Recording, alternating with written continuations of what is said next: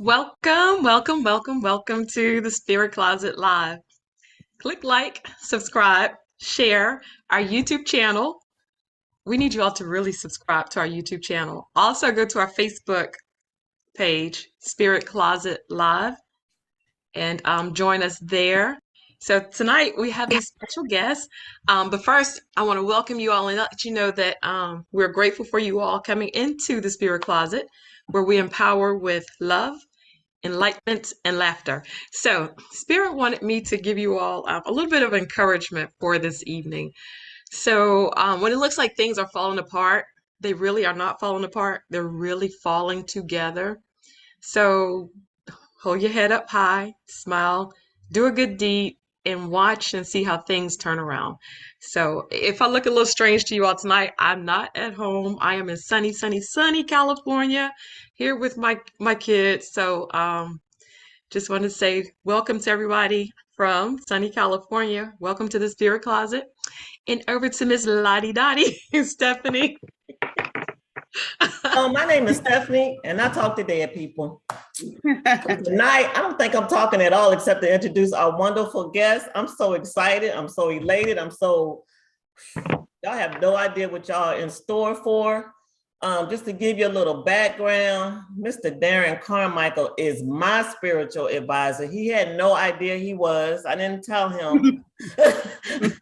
I just let it flow. Y'all probably heard me on previous episodes talking about my hairdresser. He do not cornrow, but he does my other styles. But when I go into his shop, like before I could hear, like totally hear, I would get like information, downloads all the time. And I would ask myself questions or wonder different things. And I would go in that shop and I'm like, Derron, what we learning today? And he would answer the question. He had no idea what was going on this side, but he would always answer the question. I'd be like, yes, we're connected. He didn't find that out until like recently. So probably since we started doing this show, he had no idea. He had no idea I talked to dead people because I wanted to get information from him. I want to know what he knows. He has a wealth of information, y'all. Like I said, he's my spiritual advisor. And without further ado, I want y'all to clap. I want y'all to get some hearts. I want y'all to get some love from Mr. My mentor, Derron Carmichael. Welcome, welcome, Derron. You look like get used to it. He's like that. So nice introduction. Jazz hands, y'all. Get used to it, Derron. Wow. I didn't even get that kind of introduction when I was preaching around the world. Wow. Okay. Wow. Derron, if you'd like to start with, every time we invite a guest on, we like to know how they or when did they find out they was in touch in touch and alignment with spirit. Well, actually came after my incarceration. I was desperate. I needed to know why things kept happening to me cyclically. So I asked for all the gifts of the spirit, and it was downloaded into me, and I just started knowing things. It surprised me, it scared me. After I received it, I didn't want it because I could read things like a book, people, situations and circumstances from the past on into the future. And, I'm an is and are kind of guy, so I stay in the present. So to know things before they happen, up to 10 to 20 years. So personally, I was told that I should shut it down with you. And I said, okay, we'll see how that works out. And here we are. Yep, I guess I learned my lesson. You taught me all that. You took me where I could go, and then spirit took me the rest of the way. Because you did stop telling me, sharing me stuff. I would come on your shop and I'm like, why is he watching Gomer Pyle? Like, what? He'd be watching like regular stuff. And I'm like, okay. But yeah, so now lo and behold, we're here. Yeah. And spirit did say that you have the floor for the night. We don't have any idea what your topic is. You were to select the topic and I got pad and pen, I got a notebook and pen, and I advise everybody else take copious notes because, like I said, this is a lesson. He teaches lessons. Wow. All right. Can we do 528 and can we just hum? Okay. Mhm. We're gonna start us off.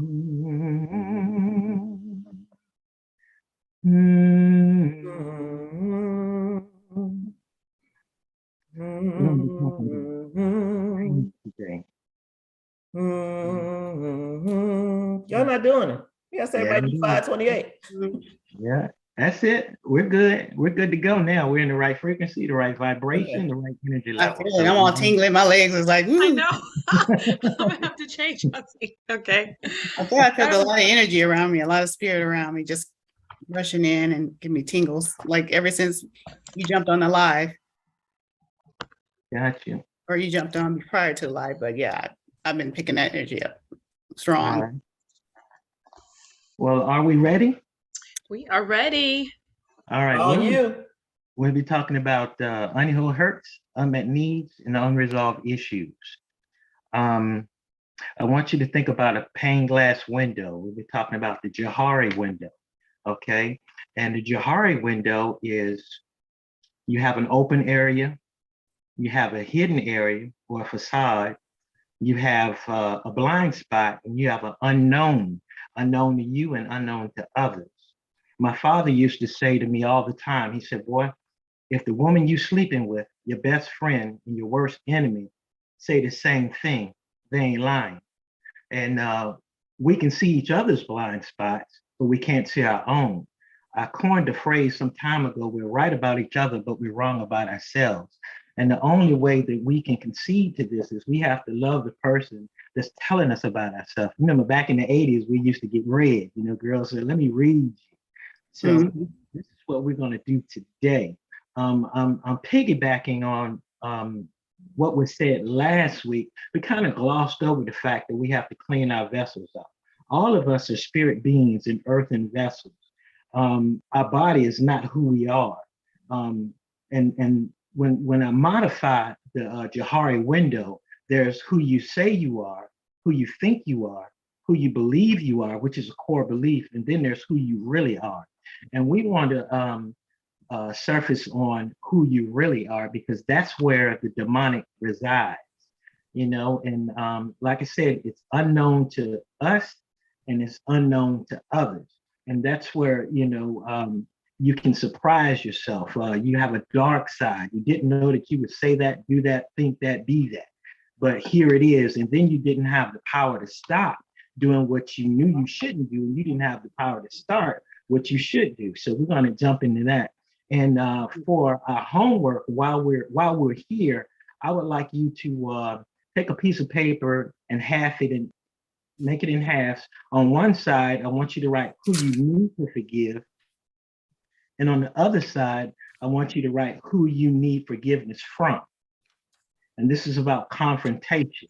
Again, we're talking about unmet needs, unhealed hurts, unresolved issues. And these are strongholds of the mind, and they come from traumatic experiences.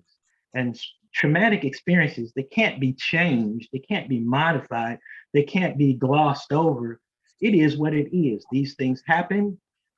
These things come up by triggers, in locations and paradigms, in relationships, and they surprise us. I had an old girlfriend tell me, because she needed closure, because at the disillusionment of our relationship, she said, every time someone would say something that you said, or smell like you smelled, or did something that you did, I shut down.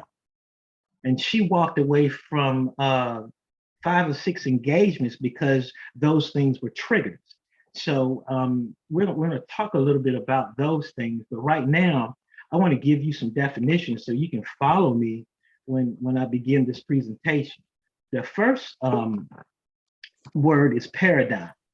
A paradigm is one that serves as a pattern or model, a set of assumptions, concepts, values, and practices that constitutes a way of viewing reality for that community that shares them. It's an intellectual discipline. The second word is paradox, a seemingly contradictory statement that may nonetheless be true. Bittersweet.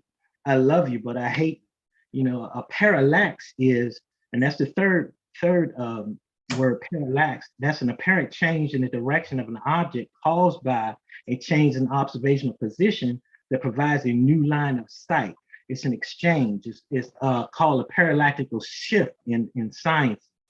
And then there's the paranormal, and this is where you all come in, and it's beyond the range of normal experience or scientific explanation. It is what it is.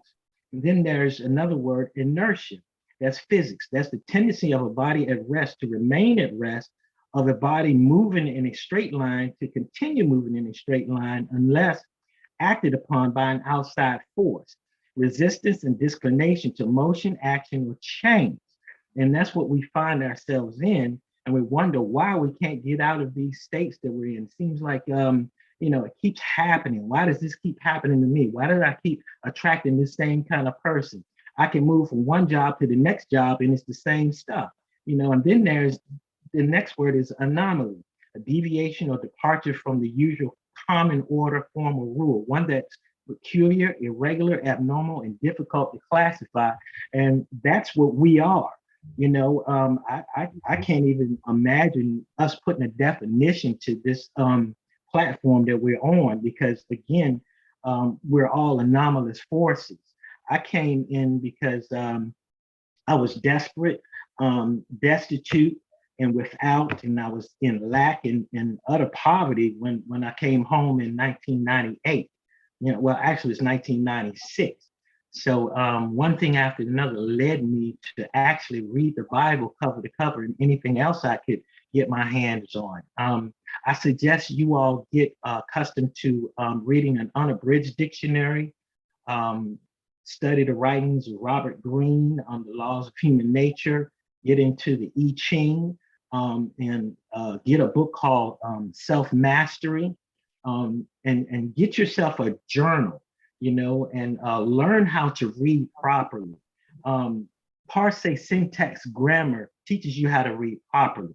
It takes away the suffixes and the prefixes of words, so you deal with the root word, and then you know what people are saying when they're saying it to you. Just like Steph said on last week, people paradigms can work spells on you by what they say to you, simply by saying, you just like your father, good. So you have to really understand what's really being said. And I suggest that for those Christians and Muslims, read the Torah, the Quran, the Bible. Read it as an allegory. Don't read it as a historical document. If you read it as an allegory, you'll understand everything that you need to pull out of it. You'll understand the characters, you'll understand the personas, you'll understand the dogmas, you'll understand that it's not religion. And religion means to realign. So read means do it again. Legion, linear, that's a line, that means straight. So why did they give us a religion if religions to take us away from universal law? We need to be in alignment with universal law. I tell people all the time, if you have a Muslim, you have a Christian, you have someone that studies Taoism, Shinto, if they're all on a building and they jump off, no matter what their belief is, no matter what name they call out, they're going to hit the ground. We in this society have been taught to go against universal law.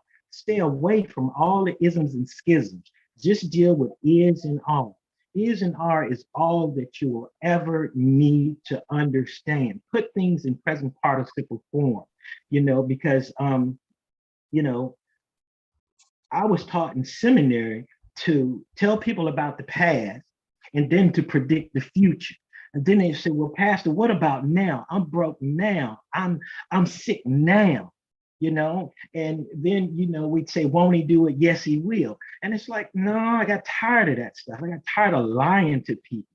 And I went from one sect to the other sect. I've been all around the world when it comes to religions, to beliefs, to insets of thought. I first started out as a Sigmund Freud. I moved to Maslow. I moved to Carl Jung. I wanted to know the truth and not even the truth, because truth is that's a set of assumptions that you make, and you can call it your truth, but facts are facts. Truths change according to the information that we now have.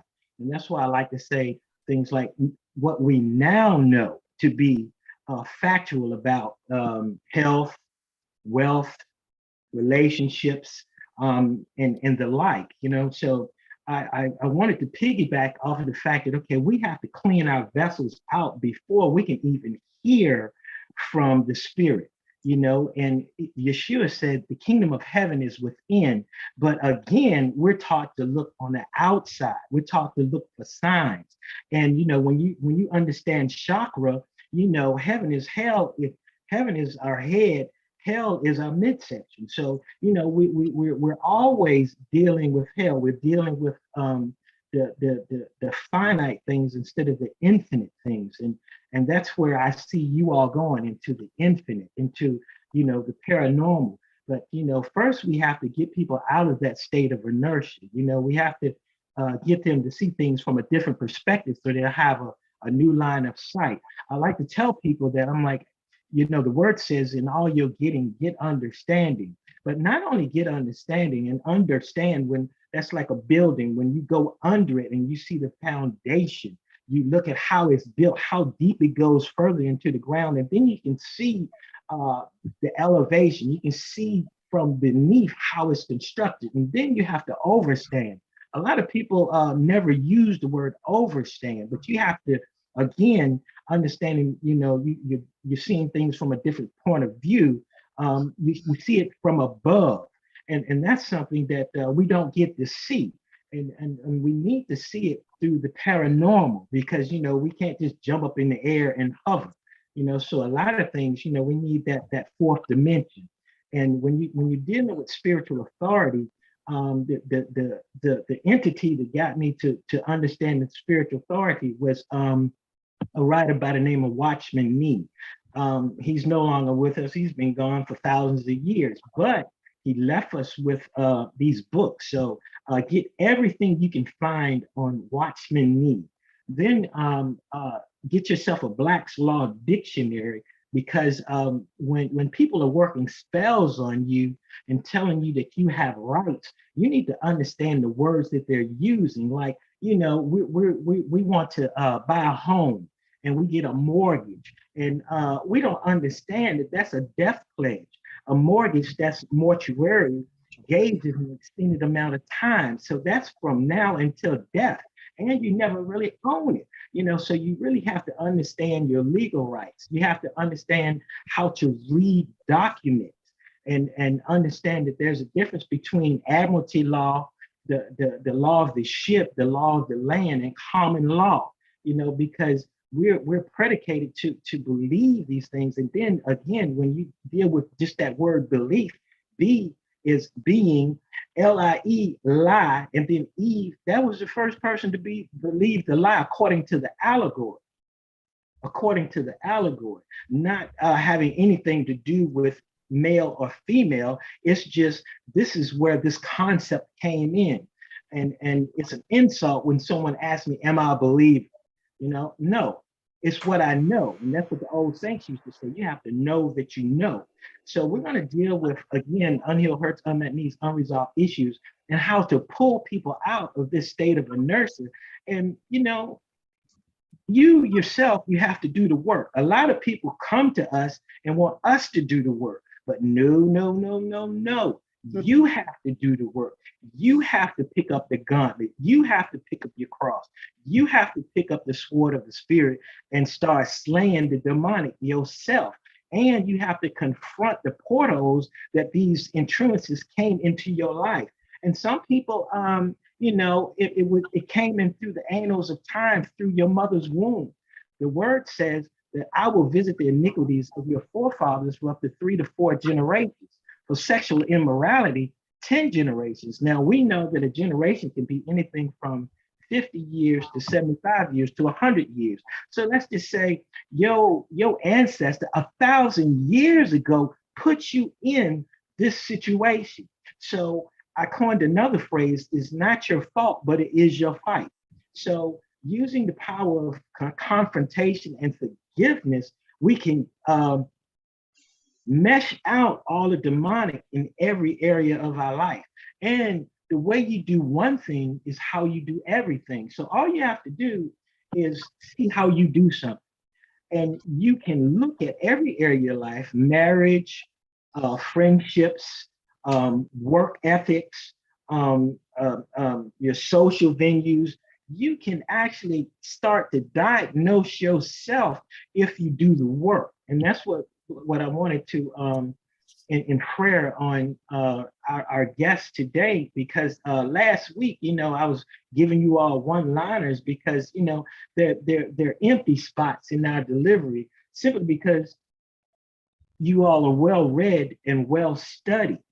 And it's so much information to get into people, and it's like pulling teeth sometimes, because we can't answer all of the questions. So that's why, you have your pen and pad. And another thing you should do is, you try to keep up, but you write down what the Spirit of the Lord is telling you and what you're thinking, and then go back to it. And, another thing that I used to minister on was soaking. That's when you listen to something in the frequency 528, you quieted your spirit. You you wrote down all your thoughts, all your questions in like blue ink. Then when you wake up from your sleep or your deep meditation, you get a red pen and you write down all the answers. And then you put it away. Don't try to make sense of it. Just do it. And then you'll find that you inherently have the resolve for all of your problems within you. And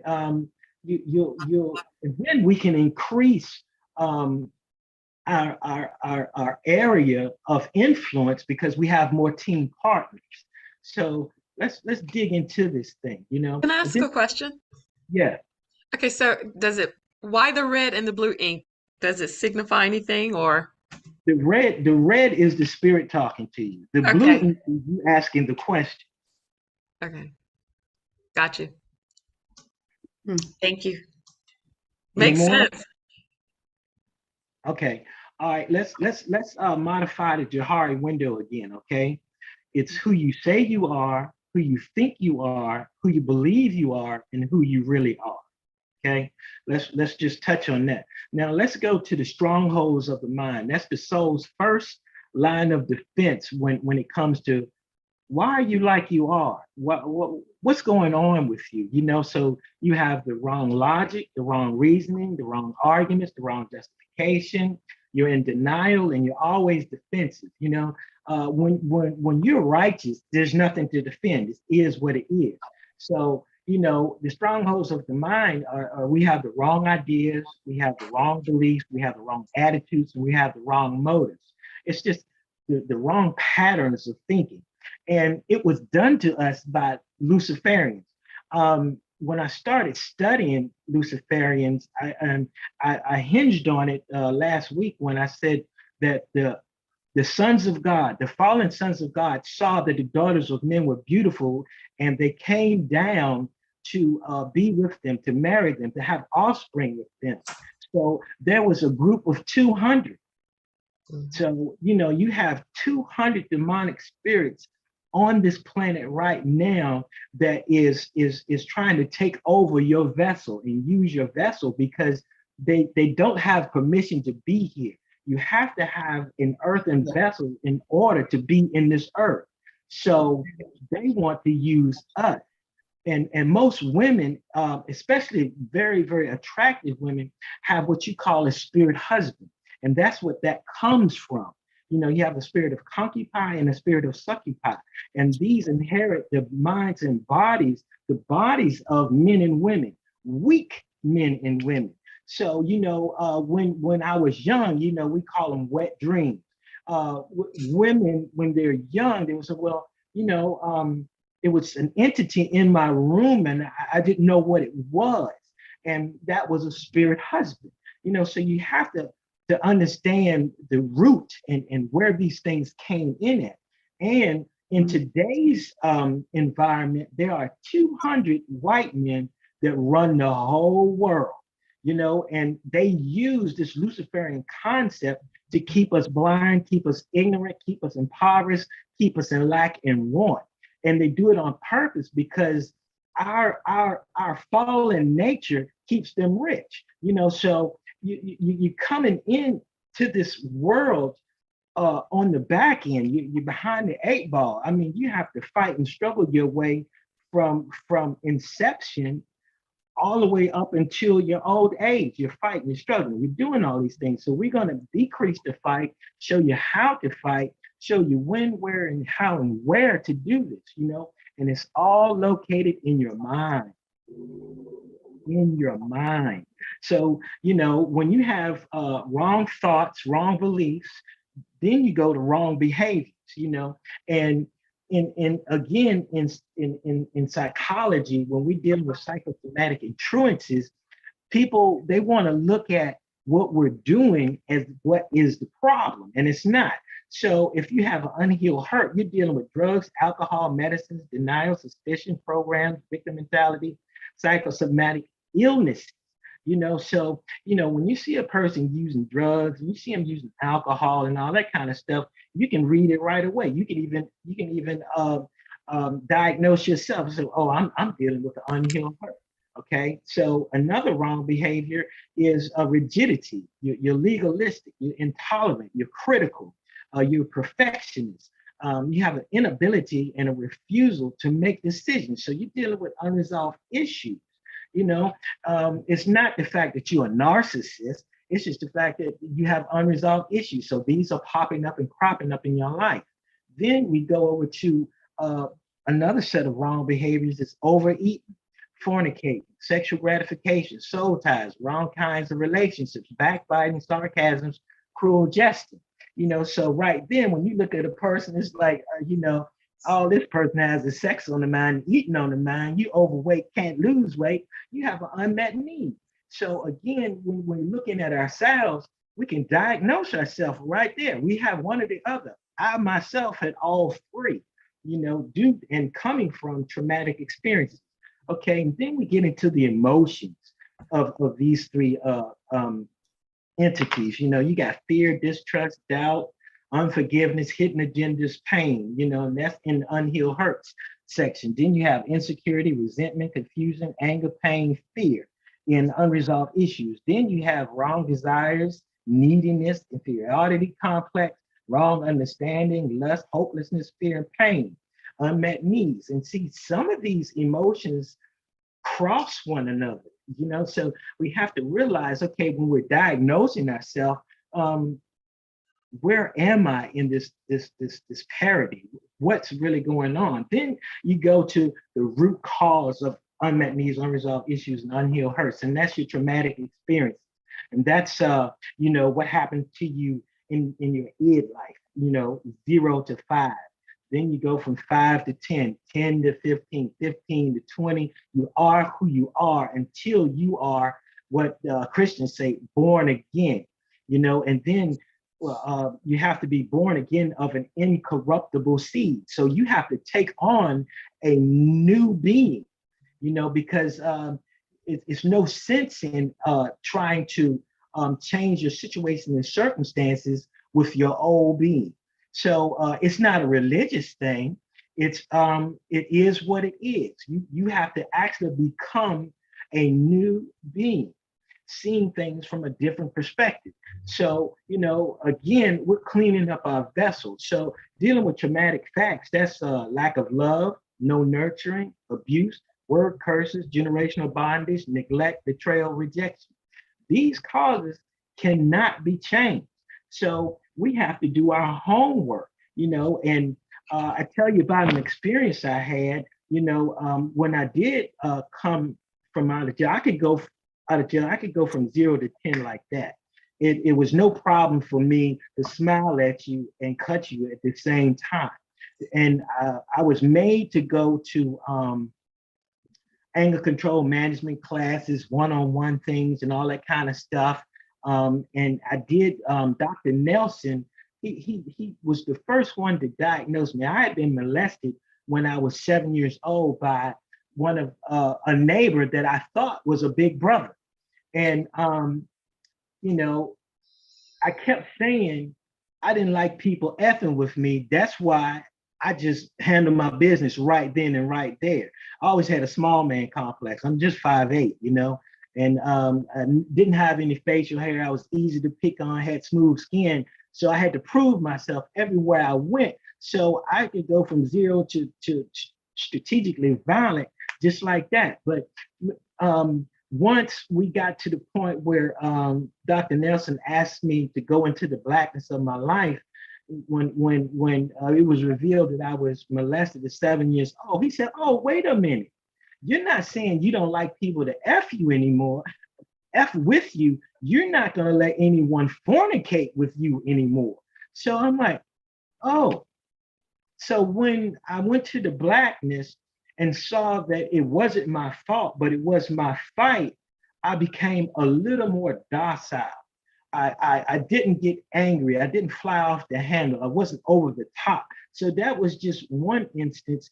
And the other instance was spiritual, because I was losing money all the time. You know, it's like, well, I can't. And one of my mentors, Paul Morgan, he said to me, "Who in your life told you that you couldn't handle money?"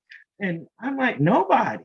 You know, and he said, "No, close your eyes and ask the Father, who told you?" I went back to my childhood. It was one Christmas. I hadn't seen my father for years. I was raised by my grandmother, and he dropped some money off for Christmas. And I've seen this before. Wow. Okay. Christmas. He dropped off some money for my grandmother, and of course, you know, I wanted some toys. I wanted some stacked shoes. I wanted the leisure suit. You know, I wanted to shine. And my grandma said, "No, we got something else to do with that." And I kept bothering her and bothering her and bothering her. And she took the money and she threw it at me. And she says, "You don't know what to do with money." So once I went to the darkness and came back, and then I said, "Well, no, that's incorrect. I do know what to do with money." That's when I'd say it took a year and a half for me to become confirmed a millionaire. And that was in '08. You know, so you have to understand that, you know, the paradigms, again, that you grew up in, the people that you are generationally bonded to, actually were the ones that caused us to be in this dilemma like we are, wondering why we can't see what we should see, why we can't use our intuition properly. You know, why can't we listen to that still quiet voice in us? You know, just like when we're in traffic, we're accustomed to going to work one way. So something tells us, no, go a different way, but you overrule it because you habitual. So you go, and then next thing you know, you may be in an accident, you're in a traffic jam, and you're late to work. Next thing you know, you're getting reprimanded, you're in HR because this is your third or fourth time. And if you had listened to that quiet, still voice, you would be on top instead of on the bottom. So, you know, I like to pad this thing, because again, when you're looking at who you need to forgive and who you need forgiveness from, you need to understand that it's a power of confrontation. You have to bring the abusers to justice. You know, we say karma, okay, but you know, you have to confront your attackers, your abusers, those human vessels that did things to you. You know, my daughter and I, we had a situation. She was having miscarriages. And back then, I was just screwing because, of course, I had an unmet need. I was hitting everything I wanted to hit. So when her mother told me that she was pregnant, I'm like, "It ain't mine." My daughter heard that from the womb of her mother. I put my daughter in that situation by the words that I say. So when I'm talking about generational bondage and people in authority working a spell on you, that's exactly what I mean. I did that to my own daughter. Plus, I messed up my own paradigm, my own legacy, because I have a string of abortions under my belt. And with that being said, I always wondered why I would endeavor to do something big, do something grandiose. And it always, at the last minute, it crashed, right? And when I got this shop, I had 12 chairs. And, I was saying to myself, okay, God, who's going to be here working with me? And an audible voice came up. The audible voice said, if you had not have killed your children, they would all be working for you. It blew my mind. I laid in the floor of this shop for about 45 minutes, wrestling with, and I was in utter pain and anguish at what I had done to my own self. So going back to my daughter, I had cut off my own lineage by what I had done and what I had said. So I had to tell my children going forward, the things that your grandfather did, the things that I have done, is why you're in these situations. And I'm apologizing to you now, and I'm asking for your forgiveness so grace and mercy can move in and you won't have to feel the full weight of what we have done to you. When we're dealing with generational bondage, you have to understand and go from your great grandparents all the way down to your father and mother on both sides, coming down to you. The demonic can set up in a family line. It can set up in the family blood. It can set up in the habits of the family. It can set up in the traditions of the family. Even when you go to the doctor, they ask you who in your family had this disease. So we have to understand and realize that these things are set up before we come into the earth. Our grandparents and great parents dealt with occultism, dealt with witchcraft. They had addictions, they had mental illnesses, they had sexual problems, they had religious restrictions, they dealt with sicknesses and diseases, they had emotional and other kind of disorders, premature deaths, murders, and cultures and ethnic traditions, and nations of origins. We have to go back to slavery and even before slavery to dig in and to deal with these auspices of the demonic. So, we have to do our homework and clean our vessels out. Even the word says, clean your vessels out and then impregnate yourself with the righteousness, with the divine. So when these demonic intrudences try to come back in, there's no room for them to reside. So it's very important that once you start this track of cleaning out your vessel, you have to stay up on righteousness. You have to stay laden with the Ruach HaKodesh, the Holy Spirit, the Spirit that's within, the source, the divine creator. I stopped using the word God because I figured out through the Black's Law Dictionary that it was G period, O period, D period, which meant governmental ordinance department. So, when we pray to God, we have intrinsically put ourselves under the control of the government. So we have to stop these things. We have to stop being Democratic or Republic. We have to stop being left wing and right wing. We have to stop all of this BS because that's what's holding us hostage and why we can't see and move about like we're supposed to in the spiritual realm. And, there are other dimensions. I've read the Bible cover to cover, then I've read the most of the 100 books that are missing. Like the book of Jasher, there's not only a third heaven, it goes up to 12. So it's like, what are we missing? And even some of the apostles said, I don't know whether I was alive or awake, dead or alive, but this is what I saw. The Spirit of the Lord took me up to the upper echelons of heaven.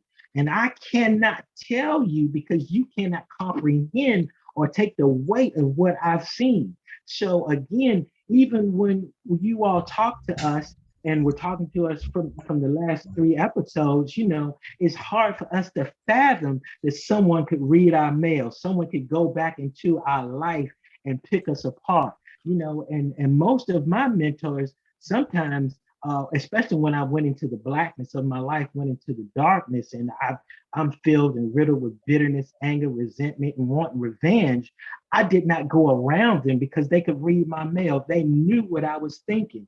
And even it didn't matter where they were in the world. I had one of my mentors, Baba Terry, called me from Israel to tell me, don't do what you're thinking about doing. And I'm like, where are you? She says, I'm in Israel. And I'm like, okay. I thought she was in the room with me. So, we have to actually, again, intellectually stimulate people to know that there are other paradigms, there are other levels and spheres of and dimensions of living that are right here and right present. I one of my first sermons, I said, I wish that I could step back into time and talk to myself face to face, and now that we're here, we can step into those other realms and talk to ourselves face to face. So my 80-year-old self came to me and told me what my 55-year-old self needed to do right now. So it's like, well, what do I need to do? And the name came up, John Bogle. I'm like, well, who is John Bogle? John Bogle owns Vanguard Investments. So I looked, and my portfolio was totally decimated in '08. I went from, again, being a millionaire to 12 months later being underneath a million because my portfolio went flat. So it's like, well, okay, John Bogle, Vanguard, I don't want another portfolio. I just want to save my money, go into real estate, and that'll be that. But my 80-year-old self came to me and told me what to do. So again, just because I had wished that I could go back and talk to my younger self, my older self came to talk to me right now. And, we just have to do the work. We have to do the work. We have to tell people, just because you think you know, don't mean that you know, because just when you think you know, that's when you don't. The most powerful thing we can say to ourselves and other people is, I don't know. And we have to do our due diligence to research, to evaluate, to discover.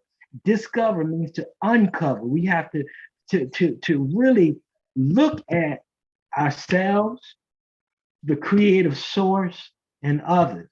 We have to really just put ourselves under a microscope and start crucifying these demonic spirits. And the demonic cannot inhabit a vessel that is full of love, that is full of care, full of kindness, full of nurturing, full of compassion. That's one way to start rooting out these things, and that's another thing that I have to tell our listeners and even edify within myself that, well, we just can't be angry.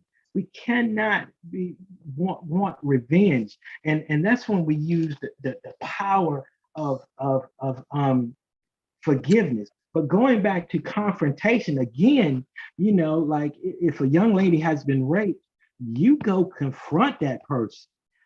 Karen Woodson confronted me about how I treated her mentally, physically, and sexually. She confronted me because she needed closure.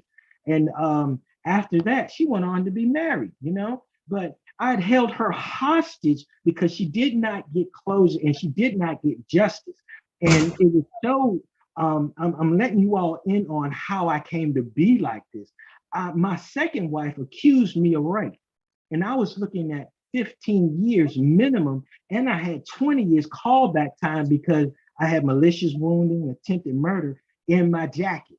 So, I got out of jail on bond, and I go back to where I worked, which was Haywood's, and on my book, it was called Karen Woodson.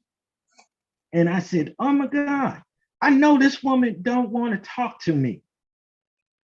So I called. She said, Derron, I need closure. I need you to come by.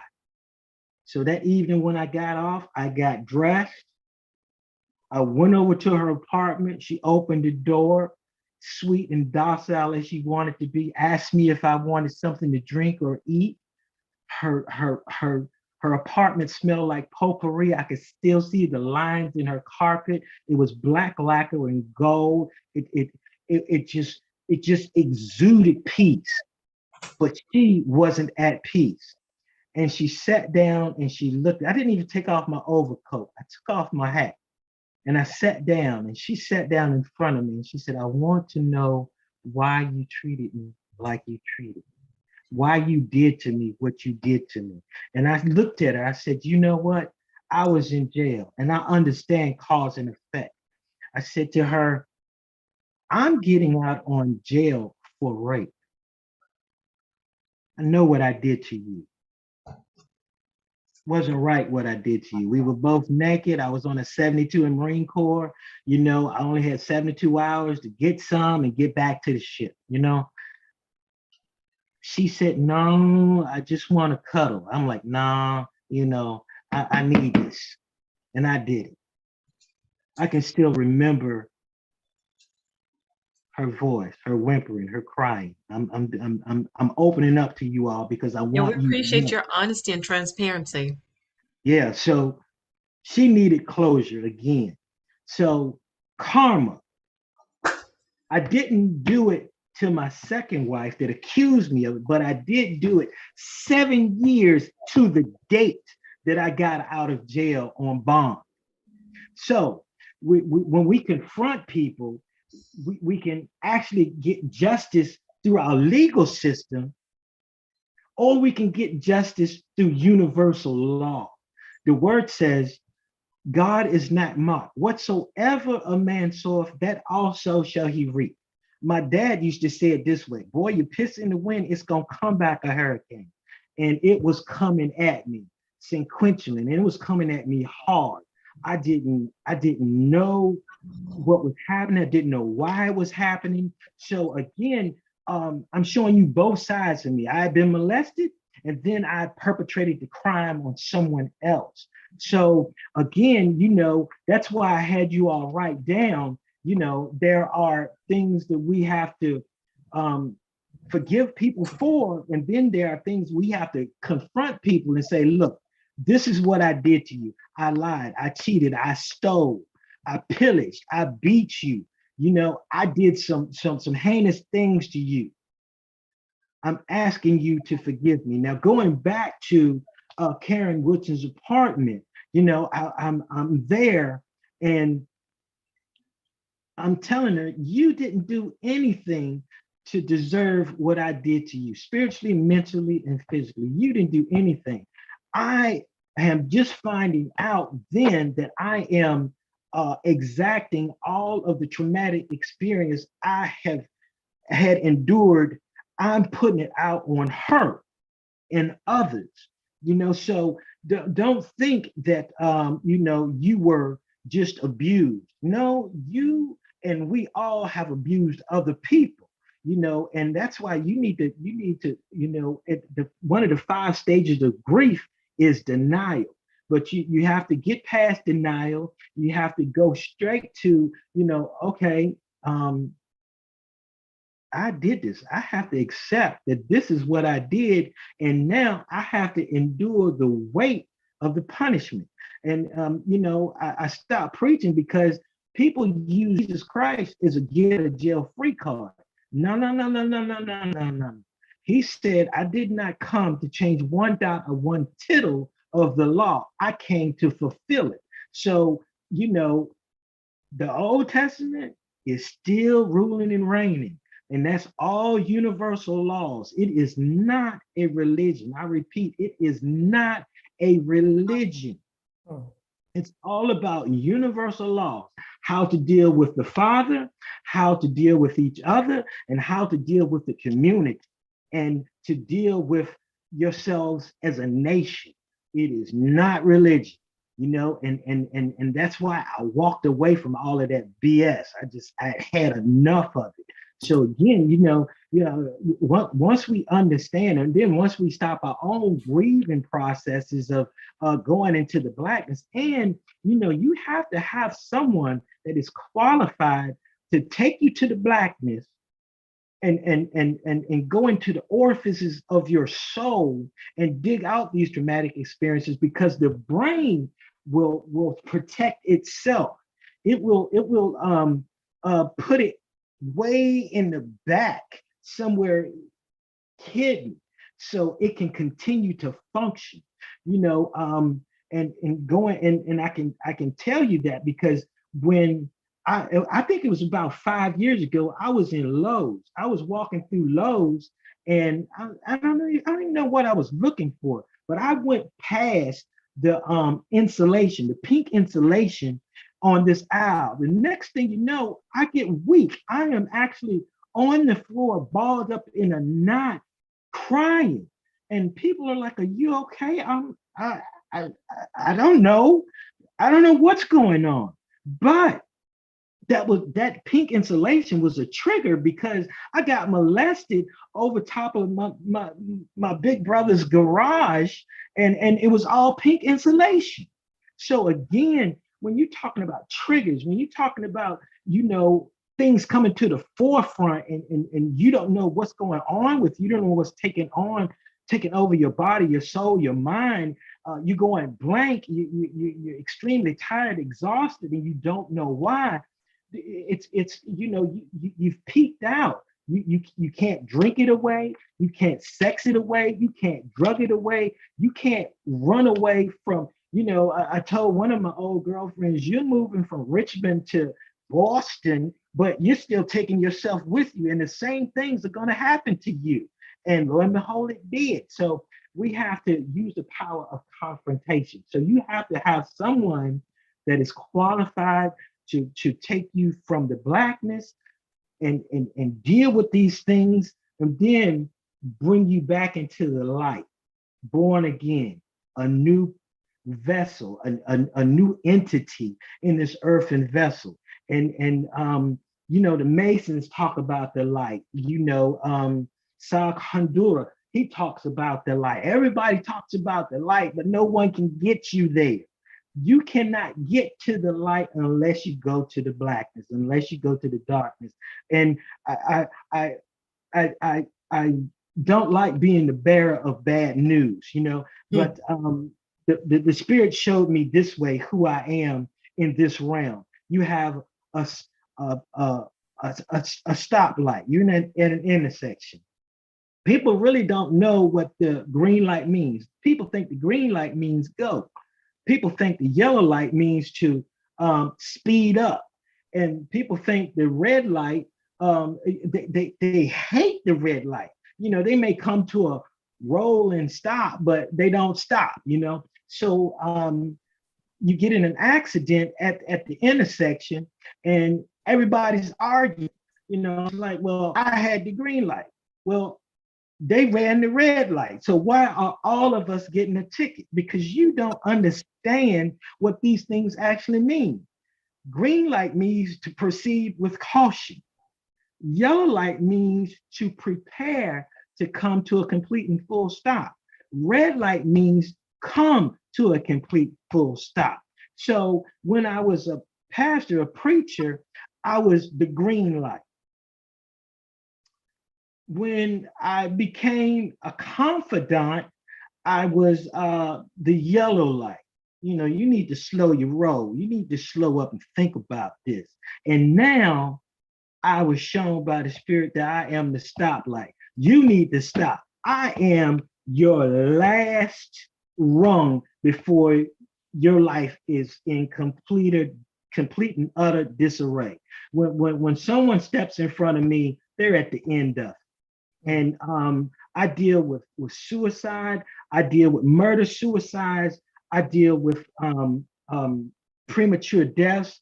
I deal with the ugly side of life. I deal with hermaphrodites. I deal with homosexuals. I deal with stuff that no one wants to touch, I don't knock before I come in. I was told that, my approach is all wrong. But, by the time you get to men and women like me, someone else has already told you. So here, someone else has already told our audience. So when I was invited on, I'm like, okay, I'm a stoplight to this thing, because there are people that are on their last rung. They don't understand why they can't get away from addictions. They don't understand why they're in the bed with the wrong person. They don't understand why they're always sick. And another book I have to suggest to you all is The Secret Language of Your Body. There is no such thing as an unexpressed emotion. It goes somewhere and it does something. So, if your doctor doesn't know what's wrong with you, your psychologist don't know what's wrong with you, you're housing a negative emotion and it's doing something to you. So that's another way that you can diagnose yourself. So, okay, we're done with confrontation. Okay, now we want to deal with the power of forgiveness. And the power of forgiveness, forgiving a person is never for that person, it's for you. If you don't forgive a person, they have you in bondage. And aren't you tired of being in bondage? Aren't you tired of feeling abandoned, angry, anxious, bitter, broken, confused, dirty, doubtful, embarrassed, exposed, failure, humiliated, impaired, incompetent, inferior, insignificant, suicidal, suspicious, tainted, ugly, unappreciated, unloved, violated, worthless? Aren't you tired of all of those emotions? They have you in bondage. So forgive people. Go to them and forgive them. I had an instance when I was dealing with a 72-year-old lady. I think it was about 15 years ago. She had a hump in her back. I knew in her younger years she was beautiful, and she still had an air of attractiveness in her. She didn't really look her age, even though she was 72 at the time. I was doing her hair and she said, "Derron, I know I can talk to you." I'm like, "What's up?" She says, "I've been dealing with this all my life. My mother didn't believe that my stepfather was molesting me. And I'm tired of carrying around this weight and this burden. My mother chose him over me and sent me to my grandmother's house." I'm like, "Okay." She's 72. No one is alive. I said, "Do you know where your stepfather is buried?" She says, "Yes." "You know where your mother's buried?" "Yes." "Go confront them. Go to the cemetery and confront them. Tell them all that they did to you and then forgive them." And she did it.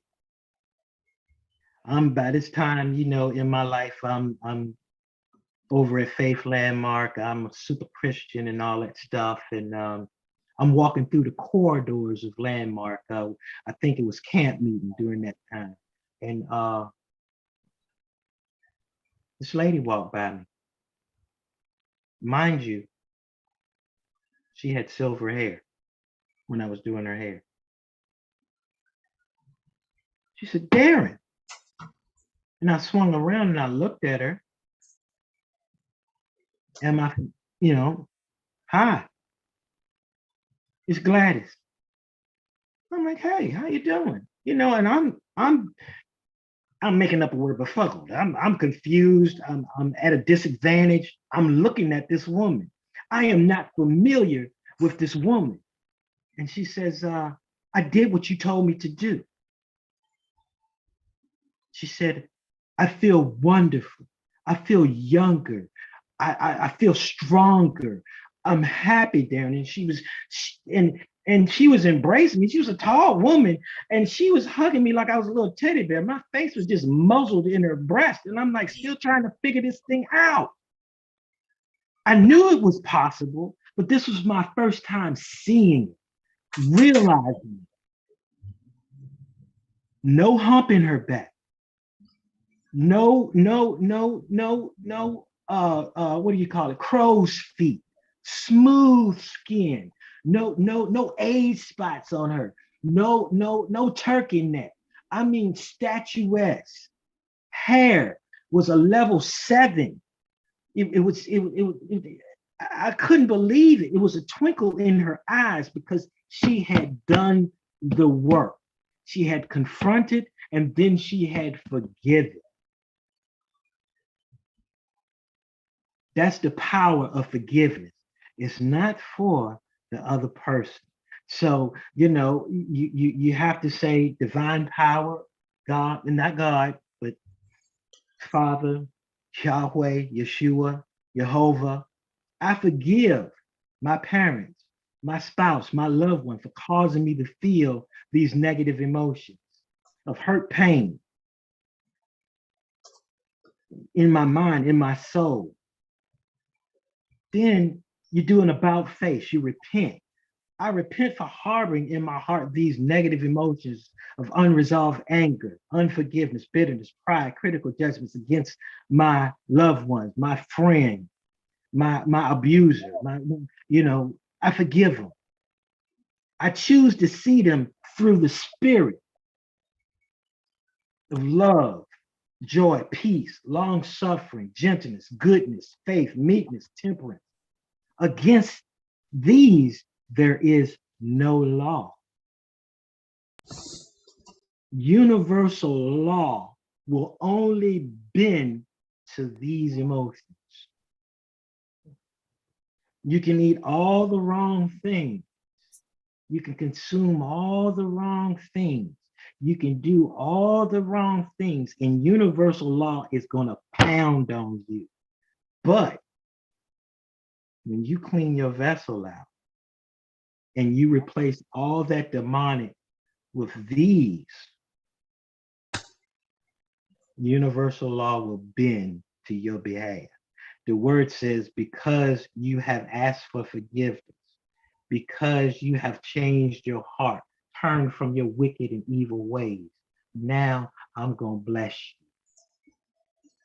That's what we want, And religion states that we can carry all of this thing, but all we have to do is think positive, say the right things. Well, I've been saying in the name of Jesus and thinking positive thoughts and believing this and believing that, and nothing happened. Nothing happened. So we have to forgive, and then we have to ask for forgiveness, because in these emotions, there is someone that feels this way about what we've done to them. And I used to pray a prayer of omission and commission. Commission is the sins that I know I committed. Omissions is the ones I don't. No. We know what we have done. All of us know those dirty secret things, and that's a part of the Jahari window. We know them, you don't know them, and we put up a facade so you can't see. And the Jahari window, it's not an even pane window. Sometimes there's more of the hidden area than there is anything else, and that will wear you out. And that will cause you to be suicidal, because now these things are coming out in the persona, the facade, that fake you is starting to come unravel. So now we're looking at suicide. Now we're looking at trying to get out of the paradigm. Now we're trying to move from the East Coast to the West Coast and start over where no one knows us, and then we set up shop again. That's demonic. So, you go to those people and you tell them, this is what I did. I apologize for this. And wait for judgment. Endure what they got to say about you and to you. Take it in. Take it on the chin. Do it, because this is going to free you from feeling guilty and condemnation. Because some things we pray for, we say we don't deserve it because we know what we did. So again, we have to do the work. That's why I had you all to go ahead and do that. People we have to forgive, people we have to ask for forgiveness. Do it. Do the work. It's hard. It may be a long journey, a phone call, I suggest you do it face to face because 95% of all communication is nonverbal.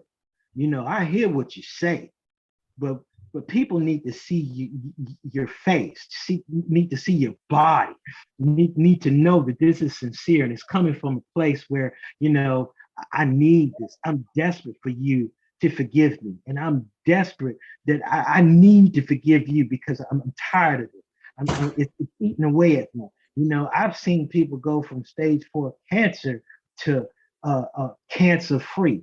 One of my clients, he said, you got to go and pray for my mother-in-law. She's in hospice.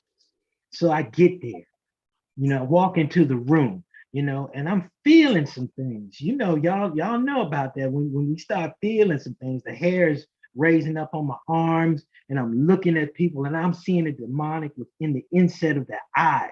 I'm smelling this demonic. It's just incredulously just so furic on my soul, and I'm like, you know what? You all have to leave.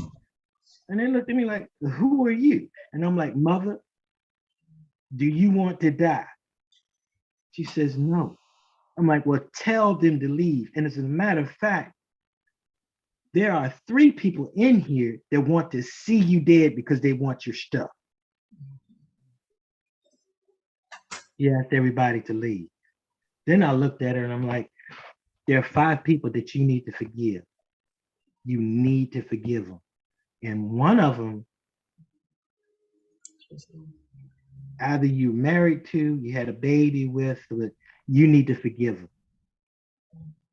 And she says, yes, I do. And she named all 5. And we went through this forgiveness prayer. Went through all of the emotions. I left. Leo, that was his mother-in-law, came back and he said, they took mom out of hospice. She's eating. A week or 2 later, I get a phone call. It's her. I'm doing fine. My strength is building up. I know Leo told you I'm back at home. I want to thank you for saving my life. I'm like, I didn't do it. You did the work. You did it. Now, Leo came, I think this was like 3 years later. She says, mom had a heart attack. She gone, D. And I'm like, hold on, dude. No, no. I said, well, where is she at? Because I'm that kind of guy. I'm like, I'm gonna raise her tail up and talk to her. He said, man, her ex-husband showed up at the door, and that night she was dead. So again, I'm telling you all and telling our listeners, once we clean out our vessel, make sure that you fill it with the spirit, righteousness, love, kindness, all of this stuff. Don't let anything get on your nerves or get under your skin, because it's always knocking at your vessel trying to get back in. And that's what happened to her. So, you know, that is the prologue that you all need to have, what I've been talking about. So when people do the work, when they come into this room, when they come into this paradigm called the spirit closet, they're free to be downloaded into and to be exploratory and to receive it. Because again, if you're full of the demonic is pushing back. It's pushing back. Wait a minute, I'm confused. What are you talking about? We don't want to have to keep explaining to people what these cyclical nuances are around them. You know, like, you know, I'm seeing hues. Like last week, you know, you were talking about seeing things in the darkness, and I said indigo glow. You know, we want them to understand, the indigo means intuition, so the glow is, when you're in the darkness and then you're covered with indigo, you can see exactly what these things, these entities are, and you can ask them questions. Are you here to help me, or are you here to hurt me? Now, if you're here to help me, stay.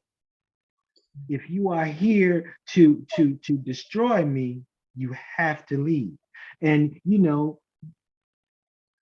people really don't understand that we have that power and that authority given to us. And I suggest that another book that you all get into is Dr. Olukoye, Prayer Rain. I think Steph, you have one of those. And then he has over 100 books dealing in every demonic influence that there is, from spirits of the sea and the coast to queen mothers and all these things from the lower atmosphere all the way up to the upper echelons of heaven. And again, when you're dealing with your mind as the heaven, your head as the heaven, and your torso, your genitalia is hell, you can understand through chakras where we're located, because the word says that when Daniel prayed, Gabriel had to answer, but he had to go back to Michael and get help to bring the answer all the way down to him, because they had to fight a war against the demonic. So these things are real, and we have to understand, even in our delivery, we have to be real, we have to be reliable, we have to be relevant, and we have to be relatable. The 4 R's. We have to be this, because it's no way that and the reason I expose myself, the black, the dirty, is because I want people to be able to relate to what I'm saying to them, because I have those experiences, and to be reliable. I'm here, I'm on time, ready to go, and I'm at 1422 Brook Road. I'm here almost every doggone day. I don't desire to do anything, to go anywhere. I will meet you on my porch with a cigar, and we can talk all doggone night if you want to. Um, um, um, Real. It don't get no realer than this. Transparent. It is what it is. I have no more facade.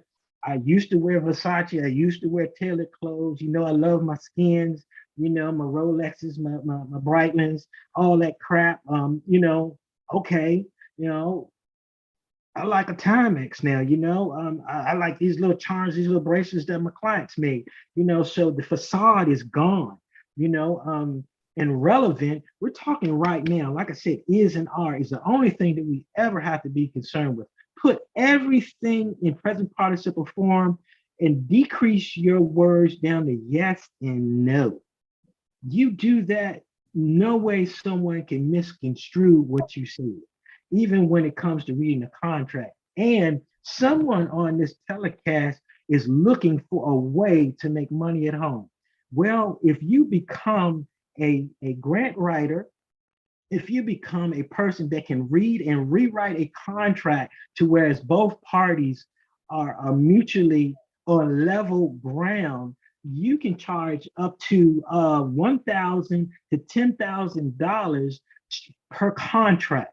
If you go ahead and study parsing, syntax, grammar, quantum language, you can start by researching plenipotentiary Judge David Wynn Miller. Get everything, download everything that he has before it's gone. He died 2 years ago. There are people that's perpetrating like they know what he has, but do your research, due diligence, and you can, per contract, make this. If you understand algebra, you have a propensity to understand number, because when you understand how to quantify language, everything is a numeric equation. 1 + 1 is 2, 2 - 1 is 1. Your sentence structure makes sense going and coming. I love you, you love me. Ain't nothing else to discuss. right?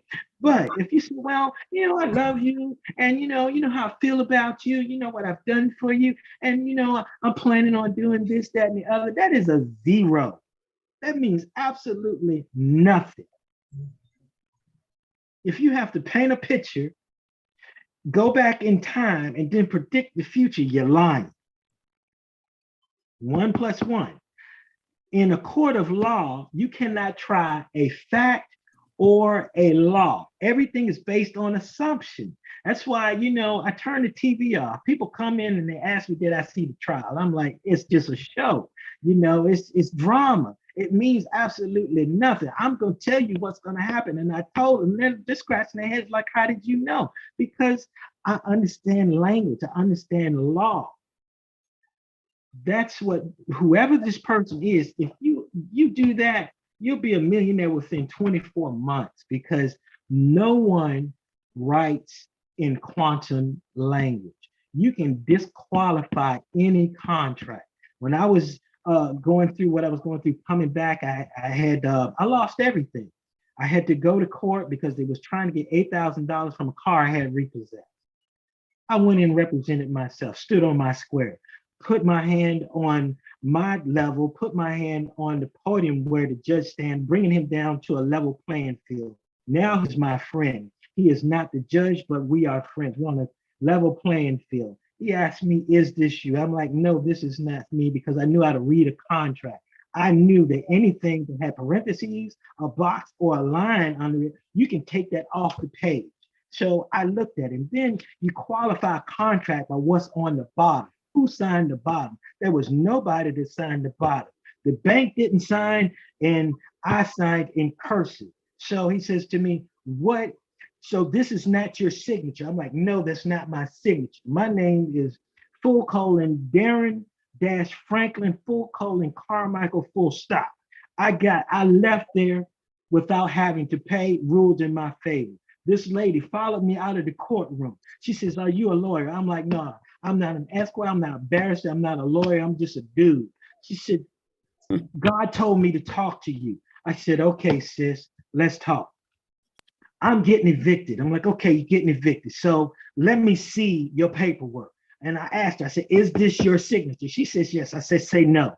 She said, it was a box with her initials. And I said, are these your initials? She says, yes. I say no. Keep saying no. You are a spirit being in an earthen vessel. This is your straw man. This is all capital letters. This is not you. This is fictitious conveyance of grammar. This is what you need to know. I go down. I do pretty much a lot of people in the court building. I stop in to holler at one of my clients. She's a clerk of the court. We're talking. By the time I get to the steps, this woman is all over me, crying, snotting all over my tailor-made suit, getting me all nasty and gooky. But she's saying, thank you. Not only am I not being evicted, but I can stay another 6 months. That's what quantum grammar will do for you all, do for us, do for me, do for anybody that understands and knows the rules of engagement. So I don't know who that's for, but that's for someone. So, again, we are prophetic, we're apostolic, and this is pretty much the end of my presentation. I'm open for questions and answers if you want to do a Q&A. I want to say thank you so much, Derron, for your transparency, your honesty. For me, it was hard getting through listening to a lot of it, because not only did I hear it, I could see it, I could feel it. I almost got up and walked away a couple of times because it was just so emotional. Um, Almost in tears. But thank you so much for your transparency. It's just overwhelming. Your knowledge, your wisdom, your experience. Yeah. Derron, I like to say thank you. You've opened up my eyes. I'm about almost in tears. This helped me realize, I'm going to cry. Helped me realize how I wrong people as an exchange because they wronged me. So it's like two ways. So how do you deal with that? Confrontation. And I'll tell you, I had to get with my father because my daughter was getting kicked out of kindergarten, right? And I said, Dad, you have to forgive Grandpa for what he did. I'm going to forgive you for what you did, and you forgive me for being a wayward son. My daughter comes from a long line of violent and filthy men. We have to do it. A week later, she was getting smiley faces, and ever since then, she's been this wonderful, dunamis vessel of a person, of an entity. I'm trying to get away from using Slavic terms to keep us enslaved, but you do it by, again, confronting. And then what I didn't touch on was forgive yourself, because my father said, okay, Derron, I can't forgive myself because I know what I did to you. And I said, Dad, her life depends on it. You have to. My dad was a big burly dude. He picked me up from the kitchen table and actually ushered me out the door and just like picked me up and threw me out and closed the door. But I went back to the door. I'm like, Dad, you got to do it. And I heard my father crying. And I just said, please, please, please forgive yourself. You didn't know, man. My father was molested by his stepfather. Then my father went to Vietnam. How could he be my father? How could he? And that's the other thing that I want to express to you. With the things that happen to you in your life, with saying as a child, looking at the members of your paradigm, and we can make a bitterroot judgment against our parents. I said, I won't gonna be a man like my dad and hit on women. That's a bitterroot judgment against my father. I was 12 years old. And I said, I wasn't gonna marry a woman like my mother, which was a bitterroot expectation. I got married at 18. I was in Marine Corps. I told my wife, I gotta do, I'm going to drill. I'll be back in a week.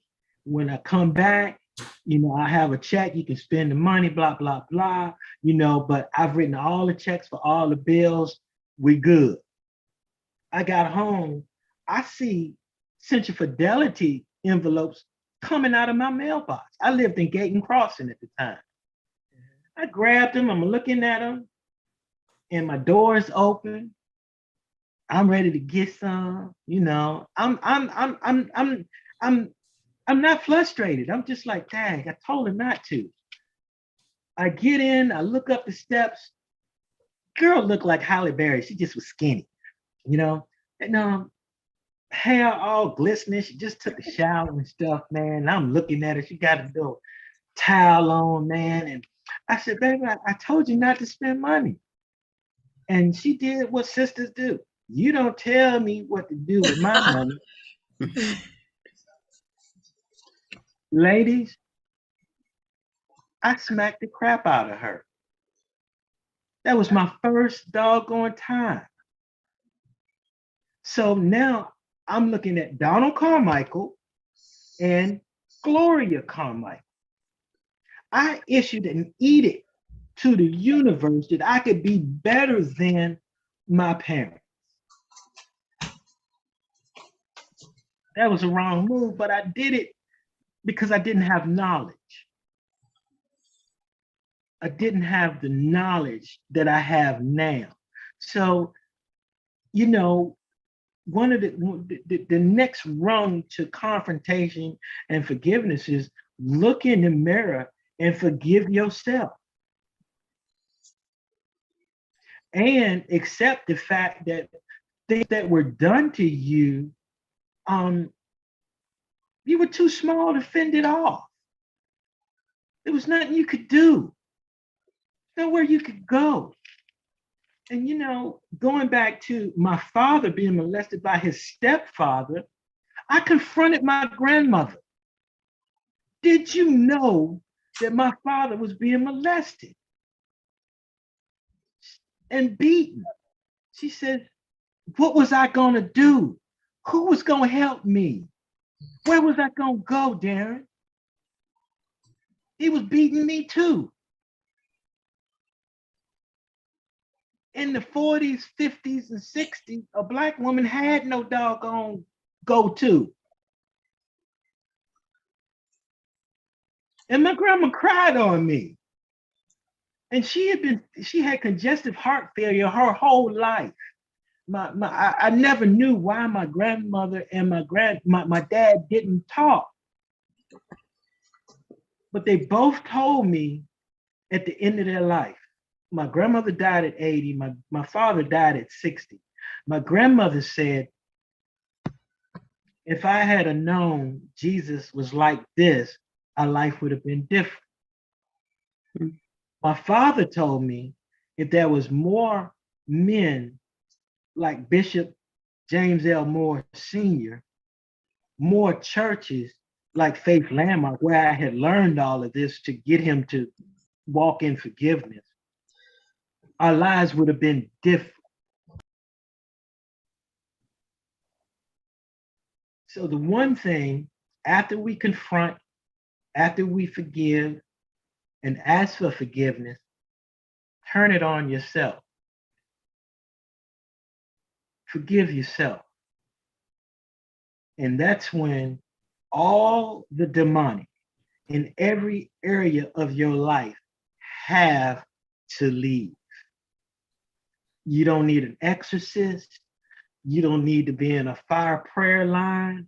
You don't need hands laid on you. You don't need to lay on a psychosomatic couch to go into therapy.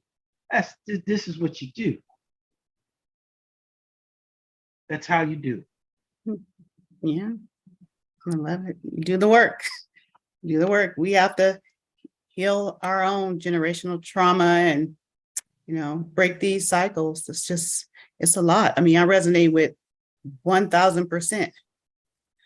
I have an uncle that's in prison for molestation of his kids, but it happened to him. So, I mean, it's just, it's a cycle. It's a demon, and it jumps into each generation until someone steps up to break those cycles. I definitely feel for my family, for my children, I want to break those cycles. I want to do the work. I want to confront the demons. I want to clear my vessel, and I want to help others. And that's definitely part of this platform is just speaking on it. Like I said, being transparent. We have to be able to speak about things that a lot of people don't want to hear about or speak about, or they want to hide. But what does that do? That keeps it going to the next generations. Free yourself, free your children, free your grandchildren from these bonds. And that's what we want to do. And you got to do the work, though. Like, you got to do the work. You have to do the work. It's personal work. Yeah. Yep. I know. See if I can get through this. My mother, she's dead. She lately started showing up through Yolanda, who's my cousin, apologizing. So this, don't get ready to cry. This all ties in. She's been apologizing consistently, probably about 3 weeks ago, for all that she's done to me. And then I come to your shop. You know what happened in your shop. You piggybacking on, not even, I don't know if you knew or not, not even knowing what I've been going through with my mother, apologizing. I'm like, when Yolanda's telling me, and I'm also hearing my mother, I'm like, Mom, it's okay. I didn't even remember it. So it's not affecting me. I'm good, but apparently I wasn't. So that's why she was coming through, showing up, apologizing. So now you've you brought it full circle. I don't know if this was for me or everybody else. I'm pretty sure everybody else has unmet needs and all that stuff, it's somewhere. But you could think that you put it away and you got over it and you done dealt with it and you moved on, but you don't.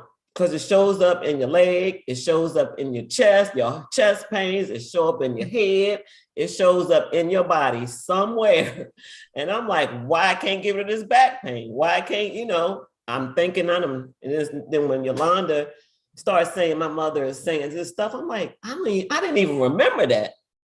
But how about my lower back pain is starting to ease up? I'm like, okay, Mom, forgive you. I'm good, I guess it did affect me. So yeah, I mean, shows up in addiction. I mean, people don't understand why am I drinking too much? Like I said, why am I overeating? Why can't I lose this weight?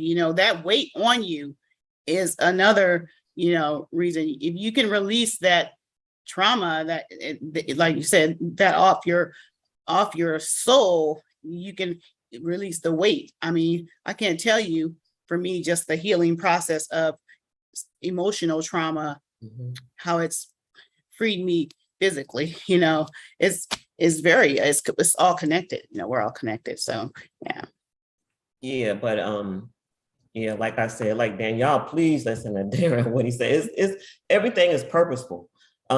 Everything he says, everything in life is purposeful. And this ties in, the manifestation. You can manifest good, you can manifest bad, you can manifest ancestral. Because I'm like, when I think about it, I'm like, this happened to my mother. What this happened to my grandmother? It's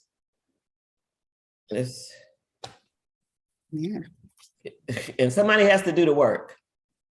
And why not you? Somebody in the lineage have to do the work. And you got the information here.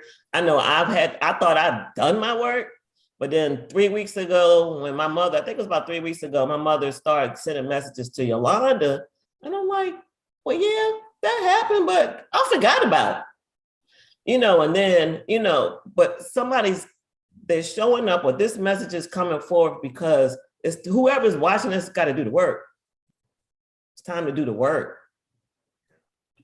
The interesting thing too, I thought about too, because with family dynamics, especially when, let's say you're ready to do the work, but the person you confront is not ready to do the work. So that's an hard situation too, because you may want to confront your mother, your father, your uncle, your cousin, whoever that may be, but they're still in, like I said, they're still in denial. This never happened, but you have to release it still. You still, like say, you still have to do the work for yourself. You have to forgive yourself. You still have to forgive them as well. So everybody's not going to admit that they wronged you or they hurt you, So definitely want to make sure we bring light to that, because, you still have to move on, do your forgiveness and move on for yourself. And, when they're ready to do the work, it's a cycle. They'll come back around, so, but you don't necessarily need to wait for that forgiveness, of course. You forgive yourself and you forgive them and you've done your work. I do think that's important, because I have relatives today that denies it ever happened. And I'm like, well, why is he in prison? Hello. And why does he have like 15 accusers? But there's people that says, that's my brother, that's my cousin, that's my son. He didn't do anything, so, and they'll back him and, so that's just how it is. Yeah. My daughter's here watching with me. She's listening. And she just asked me, I deal with headaches on a regular basis, almost daily. So she just asked me, she said, do you think my dad is the cause of the headaches? And like Derron was saying, I know that I've suppressed a lot of things, but although the brain has a way of protecting you, it still comes out. It will still manifest itself one way or the other. So by her asking me that question, she just really made me realize, she just brought to the forefront of my memory, very possible. To be honest with you, if she's saying it and she sees it, I do believe so. So that's just, just being transparent. That's something I need to deal with. And I think when I get back to the East Coast, Trust me, I just need everybody to tells deal me with everybody tells me my dad was hell. My dad was hell on women. It was like, you know what? Like, if you got any of your dad's karma away, because your dad was treating women like shit. He's like, if and he had 3 daughters. So it's like, you must be going through hell. I said, yeah, I've been through quite a bit, and I'm pretty sure it has something to do with it. I'm always mindful of what I do. Like, think about my kids. I'm like, oh my goodness. So yeah, it's but I definitely know that I'm carrying a lot of that weight from some of the things my father has done. But one thing I have done the work. I'm still doing the work. It's ongoing work, but I've done it enough to where I've been able to free myself from toxic relationships. I'm not allowing men to treat me less than I deserve. And, I will remain in a place to where, I will be walking away from things that cause me to feel like I'm going backwards in my healing and in my work. So I've had to continuously work at that because of the things that are still embedded in me from generational trauma and bonds of my family. And it's hard. It's hard because it's hard to break away from. It's a part of you. It's a part of you. It's hard to break away from it. So it's work. It's continual work. It's not easy, but we're all here to do it, And it's so interesting. I have this thing I was going to say. I think because I was watching the YouTube the other day, and Will Smith's apology came over my screen, and I said, let me watch it and see what he had to say. And when he said he was sitting there, he's trying not to feel like a piece of shit, and I was just like, my heart just sunk for him because I started reading through the comments. There were over 3,000 comments, and all I could say to him was, I said, you know what? I said, without forgiveness, where will we all be? And then I said, without lessons of this magnitude, where will we be? I mean, because he is forever a different person. He's forever a different person. But the lesson of that magnitude changed him. Yes, unfortunately, it changed is at Chris Rock's expense, of course, but it changed him as well. I think they both learned lessons from it, but we all learn lessons. So sometimes, and that's what we're here to do. We're here to teach each other. We're here to grow, and we're here to heal each other as well. But what made me feel really good was just to let him know, he'll never read my comments, but I understand the lesson he got from that, and I still think he's a great man. I still think he's a great actor. I still think that, I think he deserves forgiveness, and I said, I forgive him. And not that that means anything in the big scheme of things, but it does to him because he said his fans, he wants to forgive him. But yeah, my heart was hurting for him because you could see the pain in his eyes, and it's just hard. I think it's harder for him than it is, just for us sitting at home watching. I'm just like, I was really hurt for him. So yeah, I just thought I'd bring it up because the forgiveness is the biggest part. I think he needs to forgive himself. I think he does need to do that. That's really important. That's going to be hard. My heart hurts. But like I said, I believe some of you said, Derron, about the just the things that you said that you've been through. It's all a part of the journey, right? I mean, all of this it's about where we are today.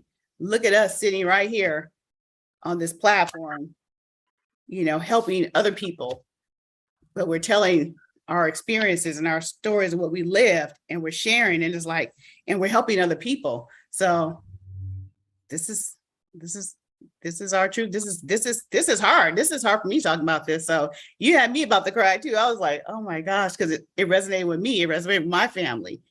And I'm sure a lot of people that are watching too. So yeah, It's hard. One of the viewers said, Lisa says, thank you so much for this. I've always wanted to be a daddy's girl, but he didn't want that. So I realized I have to forgive him. She says she has to do the work with him. That's Lisa. Lisa, that you did her hair before. Okay. Yeah. And Derron Spirit is here, and they said that your salon is a vessel for spirit. And they want to thank you for allowing them to use your salon and you as a vessel to help others. And be forthright with your experience, your journey. And they appreciate that for you doing that for us and for them. They need more of us to help others, provide services for others so they can create their journey and go through their walk of life. I often ask myself, like, the worst experience I've ever had, it's almost like, would you take it back? Like, how has it shaped you for where you are today? It's almost like, would you undo it? I don't think I could. I don't think there's anything I've been through that I would undo, because I just feel like it's made me who I am today. I don't know if I can rewrite the story. Would I say, oh, I would take out this part of my childhood where I was molested? I don't know, because I'm happy with where I am today. I'm happy with this platform. I'm happy with the message and the healing that I'm bringing to people. I don't know. I don't think I would, I'm pretty sure I wouldn't. Yeah. Yeah, I would, I'm like, if I go through another thing, and somebody else tell me, at least it make you strong, I was like, I'm gonna punch him in the face. I'm so sick of hearing it. I don't know what to do. I can read a book to make me stronger. I can go talk to somebody. I listen to an old person, a young, whoever been through it to make me stronger. Why I gotta go through it? We all got to go through it, girl. We all got to go through it in one way or another, one form or another. Simply because we have strong wills. We don't listen.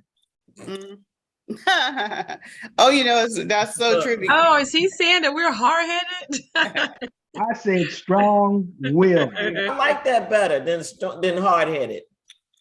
What did they say that? Did you ever hear that saying where they say the people that have the hardest lessons have the greatest missions? Mm-hmm.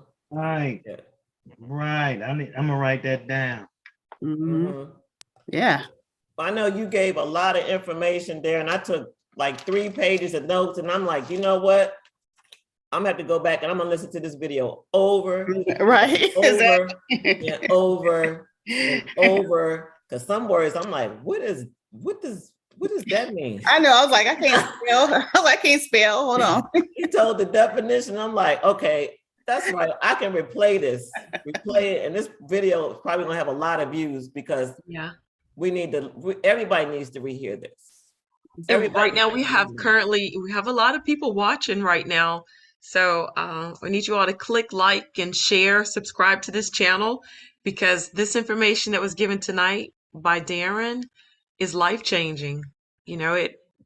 Life-saving, really, soul-saving. To make sure to another level. Everybody go to, if we do with the work that Derron said, we go to another level. That's how I got to where I am now, because I had to do the work back then to clear the negativity, to clear the energy. Derron ain't know I was coming in this shop getting information, and it took me to another level, but apparently I got to go further because, I got more work to do, which I wasn't aware of. So I don't know. Yeah. So yeah, they're talking to her. It's gonna take, and when you transition, you don't want to carry this baggage with you. You want to go with a clean slate, because then we're gonna be back. We're gonna be back with the people that's still here, trying to clear the air, trying to do some work or try to help us transition. Right. Because we're gonna be stuck wherever we go to when we transition. So we're gonna be coming back. Can you help me, please? I'm trying to help me move, giving us instructions to do work, And we like doing this and doing that and saying this and saying that because we helping our ancestor transition. So why put this on somebody else? Why put this on our future? You know, the next generation or the generation that's still here. Ask me how I know. Yeah. I had to go through it. I heard my mother back then, you know, I'm clearing, helping her. When I did the work, she thanked me for doing the work. Now she can go. But she back. She back.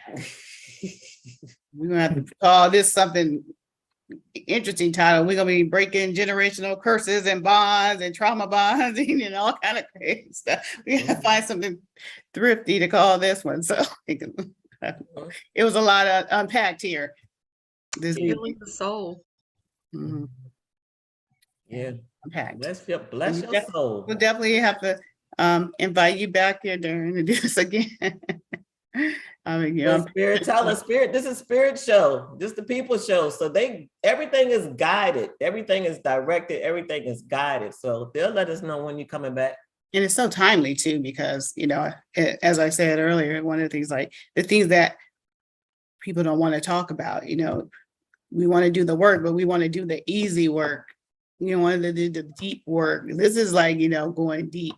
This is the kind of stuff that when you, like you said, when you had to go ask, was it your grandmother?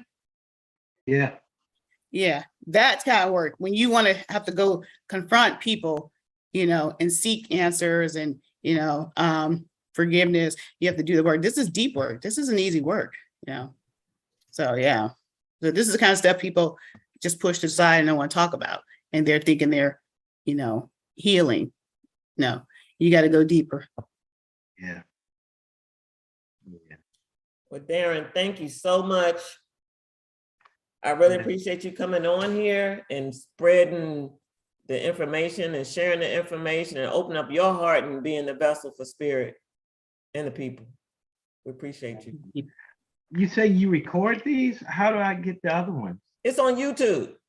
Yeah, just go to our YouTube channel, spiritcloset.live, and that'll take you to our page, and you will see all of our broadcasts, all of our streams. But that's if you go to www.spiritlive.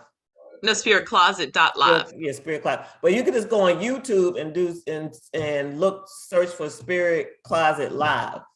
Yeah, you can go either way. Mm-hmm. Yeah, so it's going to take you to the same thing. It's going to take you to our YouTube channel, and you will see all of our streams. How do we see our past? And I'll send you a link to Facebook so you can see our stuff that we do on our private page. Yeah, I was looking. Are you on Facebook? I was looking for you. I was looking for you ain't on no Facebook, girl. Yeah, I didn't think so. I was like, I'm looking to search it in our group. I'm like, you're not there. Yeah, not too much social media going on now. And like, no. You gonna be on Facebook now? Like, look, he gonna be in this group. And you on Facebook now? I mean, yeah, you on Facebook now, and you on YouTube. He's on YouTube. You in our little group.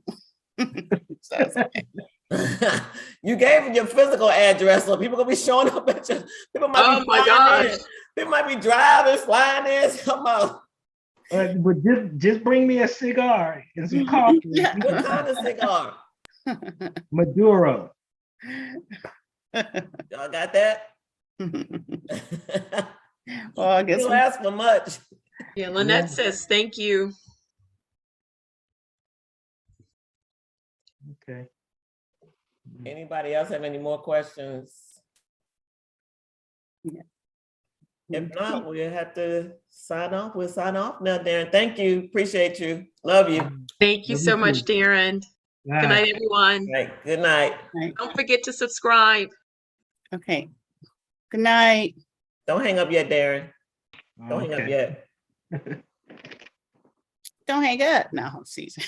Hold on. Whatever it is. I don't know the broadcast terminology. I don't either.